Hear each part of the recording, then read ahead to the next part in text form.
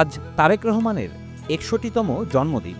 বিএনপির ভারপ্রাপ্ত চেয়ারম্যানের পারিবারিক ডাকনাম পিনো। রাজনীতিতে সক্রিয় হবার পর তার প্রজ্ঞা, দূরদর্শিতা, কর্মতৎপরতায় একসময় তাকে বাংলাদেশের যুবরাজ উপাধিও দেয়া হয়েছিল। এরপর ফ্যাসিস্ট আওয়ামী লীগ সরকারের নির্যাতন নিপীড়নের শিকার হয়ে দেশ ত্যাগ করতে বাধ্য হন তারেক রহমান। হাসিনার স্বেচ্ছাচারিতা, হিংসাত্মক মনোভাবের কারণে অনেকেই ধরে নিয়েছিলেন বাংলাদেশের রাজনীতিতে তারেক রহমানের ফেরাটা হয়তো অসম্ভব। কিন্তু সৃষ্টিকর্তা অন্য কিছু ভেবে রেখেছিলেন আধুনিক বাংলাদেশের স্বপ্ন দেখা তারেক রহমানের জন্য। হাসিনা সরকার যার রাজনৈতিক ক্যারিয়ারকে শেষ করে দেওয়ার ষড়যন্ত্রের জাল বুনেছিল, তার সামনেই এখন প্রধানমন্ত্রী হওয়ার হাতছানি। গত জন্মদিনের মতো এবারও তারেক রহমানের বিশেষ এই দিনে দলের পক্ষ থেকে দোয়া মিলাদ ছাড়া আড়ম্বরপূর্ণ কোনো কর্মসূচি পালন করা হচ্ছে না। এ বিষয়ে নিষেধাজ্ঞাও রয়েছে দলটি। তারেক রহমানের কঠোর নির্দেশনার কারণেই এমন সিদ্ধান্ত নেওয়া হয়েছে। তারেক রহমান ১৯৬৫ সালের এই দিনে জন্মগ্রহণ করেন। তিনি সাবেক প্রেসিডেন্ট জিয়াউর রহমান এবং সাবেক প্রধানমন্ত্রী বেগম খালেদা জিয়ার বড় ছেলে। তার ডাকনাম পিনো।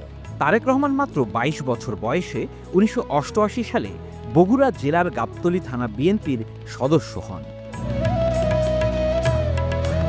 আনুষ্ঠানিকভাবে সংগঠনে যোগ দেওয়ার আগেই তিনি রাজনীতিতে অত্যন্ত সক্রিয় ছিলেন। ১৯৯১ সালের জাতীয় সংসদ নির্বাচনের আগে তারেক রহমান তার মা খালেদা জিয়ার সহচর হিসেবে সারা দেশে নির্বাচনী প্রচারণায় অংশ নেন। ২০০১ সালের নির্বাচনেও মায়ের পাশাপাশি তারেক রহমান দেশব্যাপী নির্বাচনী প্রচারণা চালান। এই নির্বাচনী প্রচারণায় অংশগ্রহণের মাধ্যমে রাজনীতির প্রথম সারিতে তার সক্রিয় আগমন ঘটে। ২০০২ সালে বিএনপির সিনিয়র যুগ্ম মহাসচিব হিসেবে দায়িত্বপ্রাপ্ত হন। এরপরই দেশব্যাপী দলের মাঠ পর্যায়ের নেতা, কর্মী ও সমর্থকদের সঙ্গে ব্যাপক গণসংযোগ শুরু করেন।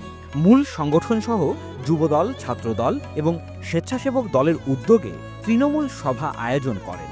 মূলত এই জনসংযোগ কার্যক্রমের ফলে দলের নেতাকর্মীদের তরুণ অংশটির মাঝে তারেক রহমান দক্ষ সংগঠক ও সক্রিয় নেতা হিসেবে পরিচিতি লাভ করেন।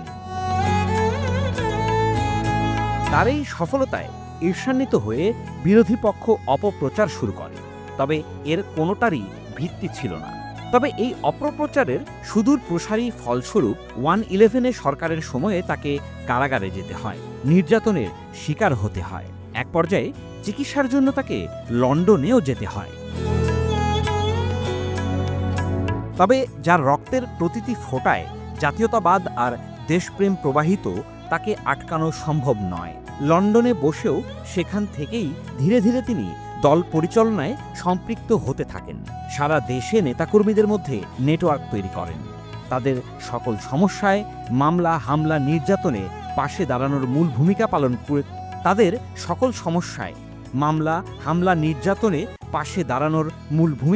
পালন করে করতে থাকেন। এর ফলে দলের তৃণমূল নেতাকর্মীদের মাঝেও আস্থার প্রতীক হয়ে ওঠেন তারেক রহমান। তবে সেখানেও বাধার সম্মুখীন হতে হয়। আওয়ামী লীগ সরকারের নিয়ন্ত্রণাধীন উচ্চ আদালতের এক আদেশে তার বক্তব্য বিবৃতি প্রচারের নিষেধাজ্ঞা জারি থাকে ৫ আগস্টে পট পরিবর্তনের আগ পর্যন্ত। শহীদ প্রেসিডেন্ট জিয়াউর রহমান আর আপসহীন নেত্রী বেগম খালেদা জিয়ার রক্ত যার শরীরে প্রবাহিত, তাকে আওয়ামী লীগ ভয় পাবে, এটাই স্বাভাবিক। আদালতের রায়ের মাধ্যমে তারেক রহমানের বক্তব্য প্রচারের নিষেধাজ্ঞা সেই ভয়েরই প্রতিফলন ছিল বলে মনে করেন অনেক বিশ্লেষক। ২০০৯ সালে ঢাকায় অনুষ্ঠিত বিএনপির ৫ম জাতীয় কাউন্সিলে এবং ২০১৬ সালে ৬ষ্ঠ কাউন্সিলে তারেক রহমান দলের সিনিয়র ভাইস চেয়ারম্যান নির্বাচিত হন। ২০১৮ সালের ৮ ফেব্রুয়ারি বিএনপি চেয়ারপারসন খালেদা জিয়া কারাগারে যাওয়ার পর থেকে দলের ভারপ্রাপ্ত চেয়ারম্যান হিসেবে লন্ডন থেকেই দায়িত্ব পালন করছেন তিনি। পট পরিবর্তনের পর তারেক রহমানের জন্মদিনে গত বছরও ছিল না কোনো বড় আয়োজন। এবারও সেই নির্দেশনা এসেছে দলের পক্ষ থেকে। বিএনপির সিনিয়র যুগ্ম মহাসচিব রুহুল কবির রিজভী জানান, গত বছরের মতো এবারও তারেক রহমানের জন্মদিন উপলক্ষে কেক কাটা থেকে শুরু করে কোনো ধরনের অনুষ্ঠান না করার নির্দেশ দেয়া হয়েছে। কেউ অনুষ্ঠান আয়োজনের চিন্তা করলে সেই অর্থ দান করে দিতে হবে। তারেক রহমানের ৬১তম জন্মদিনে নাগরিক টেলিভিশনের পক্ষ থেকে শুভেচ্ছা।